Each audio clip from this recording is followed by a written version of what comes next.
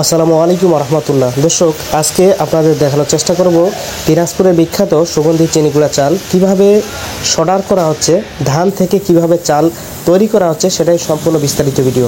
তো আমাদের কাছে আপনারা 25 কেজি থেকে শুরু করে 50 কেজি পর্যন্ত ব্যাগ রয়েছে। আপনাদের যার যত লাগে আমাদের সঙ্গে যোগাযোগ করবেন। সারা বাংলাদেশে কুরিয়ার যোগে এবং যার যত গাড়ি লাগে আমরা দিতে পারবো। দর্শক, দিনাজপুরে বিখ্যাত সুগন্ধি চিনিগুড়া চাল, যা ব্রিড 34 চিরা ধান থেকে উৎপন্ন।